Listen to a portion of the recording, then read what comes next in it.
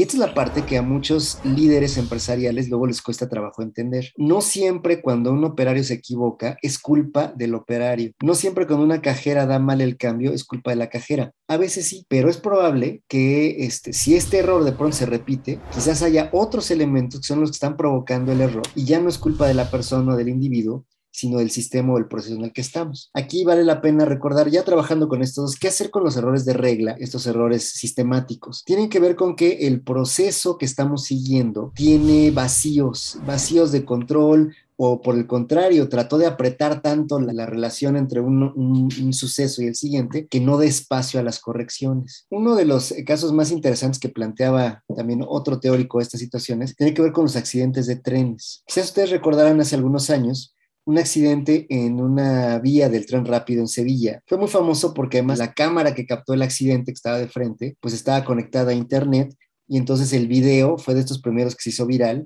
y podías ver claramente cómo el tren iba entrando a la curva y se descarrilaba. Bueno, en ese momento se analizó la situación, se encontró que el tren iba a exceso de velocidad, se encontró que el conductor había ingerido bebidas alcohólicas antes de subir al tren y se presumía además que tenía algún otro tipo de distractores que lo estaban llevando.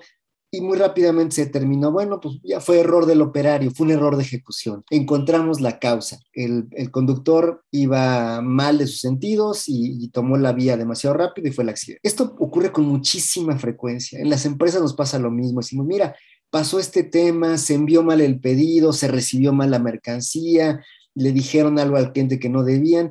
Rápidamente averiguamos, nos damos cuenta que alguna persona estuvo a cargo, tomó malas decisiones, quizás también se había distraído, había hecho algo que no debía y ya encontramos al culpable. Y inclusive hay quien dice, ¿no? Las culpas no caen al piso, muy orgulloso, como diciendo, encontramos al culpable y lo eliminamos y está, lo corremos. Bueno, un científico español, viendo el accidente, recordó que de niño había también habido un accidente en la misma vía de Sevilla y él recordaba que era una zona parecida y se hizo la siguiente pregunta: ¿qué tantos accidentes habrán ocurrido en esa vía? Y se puso a investigar y rastreó pues, los últimos ciento y pico de años que esa vía estaba en operación. Se ha, vamos a decir, modernizado, pero finalmente sigue siendo el mismo trazo, la misma zona y encontró algo muy fascinante y es que del 100% de accidentes que han ocurrido en la vía, en ese tramo, digamos, de Sevilla a Madrid, pues un porcentaje muy importante, más de la mitad, ocurrían exactamente en la misma zona en la cual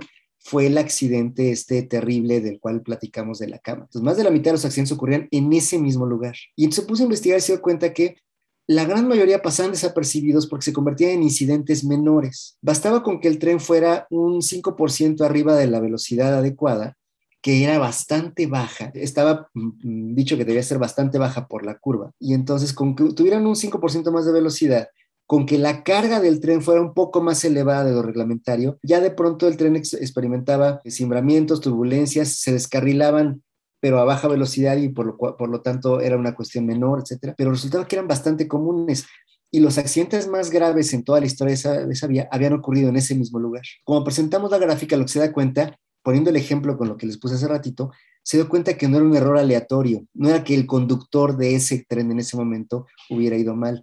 Por supuesto que iba mal pensando en la vía que era, pero el problema era que es un error en el cual muchos conductores que no estaban alcoholizados y que no iban a altas velocidades también habían tenido percances. Se hablaba de un error sistemático que se había potenciado por un error de ejecución. Esta es la parte interesante. Al hacer el análisis, ya de manera ingenieril se llegó a la conclusión que la pendiente de la vía y la curva combinadas generaban un momento que era muy complicado para cualquier tren y sobre todo porque los trenes modernos son mucho más veloces que los trenes de hace 100 años y que era necesario reformar la vía, pero esto evidentemente requería pues una inversión bastante mayor. En las empresas esto nos pasa también, decía yo el ejemplo de cuando de pronto encontramos que hubo un gran error y encontramos que hubo un culpable y nos enojamos y lo castigamos hasta lo corremos. Y lo que no nos ponemos a investigar, lo que no hacemos es detenernos a preguntarnos, oye, ¿y este error ha ocurrido antes? ¿Han ocurrido secuencias de eventos parecidas? ¿Será que la persona incurrió en el error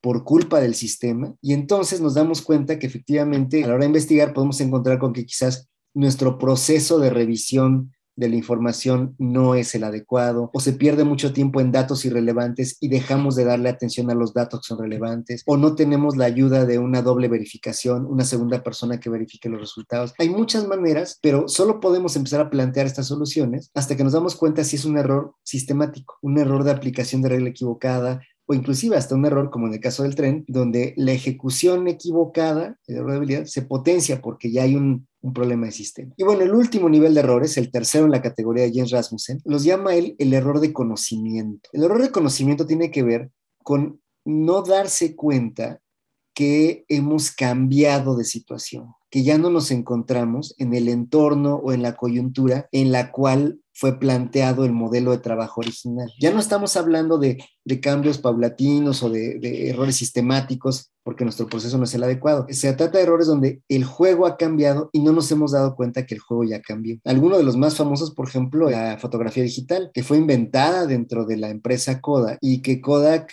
pues no decidió darle más ímpetu, puesto que estaban centrados en la fotografía a través de filme, a través de rollo, y la fotografía digital terminó por eliminar prácticamente por completo la fotografía de filme. Todavía existe, hay quien la practica ya por un amor a la parte artística, pero evidentemente como negocio masivo desapareció. Y esta es la parte muy interesante donde decimos, bueno, pero fue Kodak el que inventó este proceso.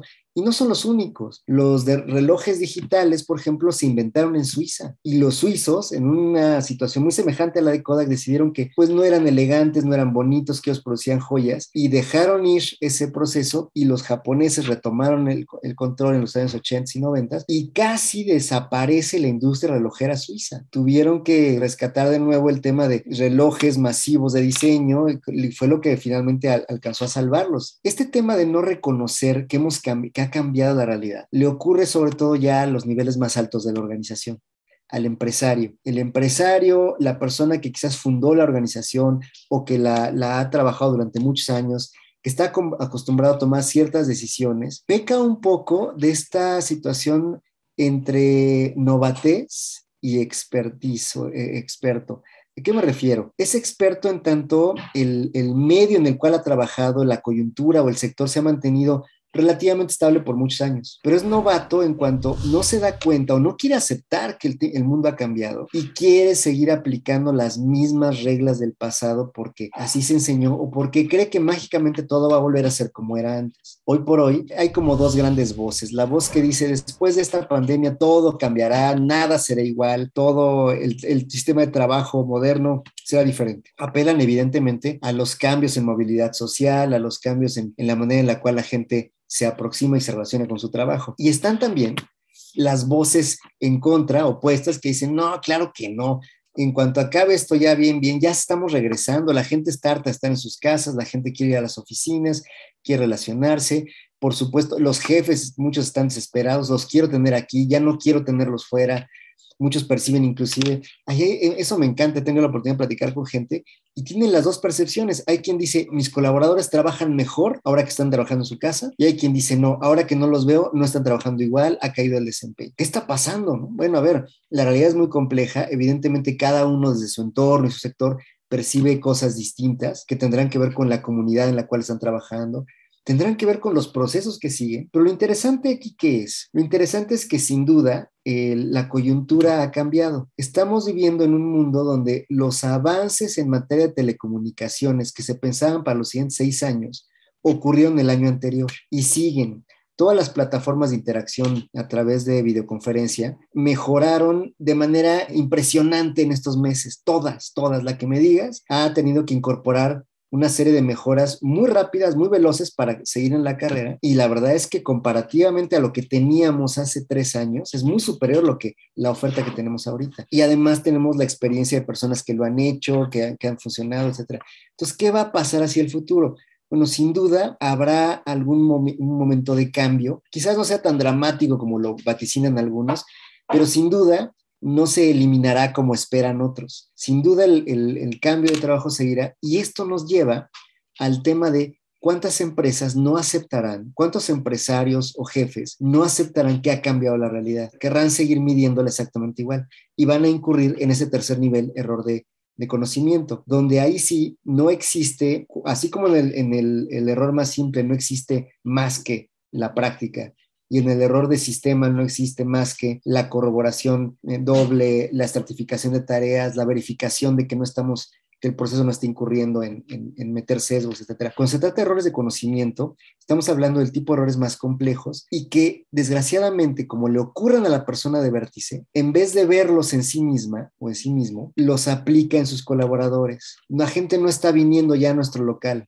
¿Qué están haciendo mal mis colaboradores que la gente no viene? Quizás es que las personas ya no van a querer ir porque han preferido ahora el comercio en línea o porque tu oferta de valor ya no les apetece como antes. Han encontrado otras soluciones. Estar abierto a plantearse este tipo de errores es lo que nos permite mejorar. Y lo más importante, quisiera terminar con esta idea. ¿Cuál es el gran tema con los errores? La manera como los manejamos. Si tu colaborador aprende que en la organización, cuando hay un error, va a haber consecuencias muy graves. El jefe piensa que eso va a evitar los errores, pero lo único que sucede es que las personas aprenden a ocultar los errores, porque le tienen miedo a las consecuencias que ha puesto la organización, no a las consecuencias naturales del error. En este afán de poner castigos y a veces ejemplares, lo que acabamos logrando es que las personas le tengan miedo al castigo artificial y no a la consecuencia real de lo que pasó. Y por otro lado, si no analizamos lo que pasó para tratar de ver si no existen elementos sistemáticos o de conocimiento, o simplemente si es de verdad un error de habilidad y hay que ayudarle a desarrollar esa habilidad al ejecutor, si no hacemos este análisis, caemos en el riesgo de creer que por castigar al culpable hemos resuelto el error. Esto es una práctica muy, muy extendida y que, déjeme decirlo, es absolutamente inútil. Es más absurda. Castigar al culpable no elimina los errores, solamente hace que todos los demás teman el castigo. ¿Qué habría que hacer entonces? Hay que ser muy claros en que las consecuencias de un error pues deben ser proporcionales al tipo de actividad. Si un operario comete un error que le cuesta a la compañía millones de dólares, un caso muy famoso, inclusive ya sé que por ahí anda, se va a generar un documental, me parece, en una de estas plataformas de streaming. Un muchacho en los 90s colocó tal cantidad de posiciones de riesgo para el banco Barings Bank, que era el banco de la reina en Londres. Le puso tantas posiciones de riesgo en los mercados asiáticos que ante el terremoto de Kobe en Japón, la caída de las bolsas tanto en Japón como en Singapur, el banco quebró. El banco quebró. Un banco que tenía pues más de 200 años, que era el banco de la reina, y lo quebró una persona. Cuando una persona comete un error que es muy grande, la culpa evidentemente no es del muchacho, es del proceso, es del sistema, es de la organización. ¿Por qué fue posible entregarle tal nivel de responsabilidad a un operario de nivel inferior y sin personas que lo estuvieran verificando? Cuando una persona comete un gran error en tu organización, en vez de enojarte con la persona, deberías enojarte contigo mismo y decir, ¿por qué le di tanto poder de decisión? ¿Por qué le di tal capacidad y no me planteé el distribuirla, el que hubiera como contrapesos, el ver de que no cayera sobre sus hombros esta posibilidad? Y la otra situación es, en la medida de lo posible, si estos errores son proporcionales a la actividad de la persona, pues que las personas vivamos las consecuencias. Es lo mejor que nos puede ayudar a aprender a mejorar. Cuando estoy practicando un deporte, yo vivo directamente las consecuencias de mis errores. Si realicé mal el saque en el tenis, yo pierdo el punto. Si salí un poco más tarde que mis competidores en la carrera de 100 metros planos, yo pierdo la carrera. No hay necesidad de incrementar el castigo, además poniéndome una pena financiera, además simplemente pues ya perdiste. Hacer a los participantes, a los colaboradores conscientes de esto implica hacerlos partícipes de las consecuencias de sus actos, tanto para mal como para bien. Y aquí es a donde los empresarios no les gusta a veces. ¿A qué me refiero con esto? ¿Quieres que aprendan sus errores? Pues que vivan el error. Oye, le hablaste mal al cliente y lo perdimos, pues vas a perder una parte de tu bonificación, que era lo que ese cliente iba a pagar. Vívelo para que te des cuenta lo que toda la organización sufre. Pero si el cliente acepta e hizo bien su trabajo, se merece un premio, se merece la bonificación. Esa es la parte, digamos, donde se vuelven más relevantes estos como compensaciones variables para ayudar a las personas a vivir los errores y, lejos de tratar de esconderlos, evidenciarlos para aprender cómo hacerlos mejor, compartirlos con la organización, darnos cuenta si fue error de habilidad y retroalimentar para el desempeño, darnos cuenta si fue un error sistemático y lo que tenemos que hacer es modificar el proceso, o darnos cuenta si de plano ha cambiado la realidad y mi negocio tiene que cambiar. IPADE. The World Calls.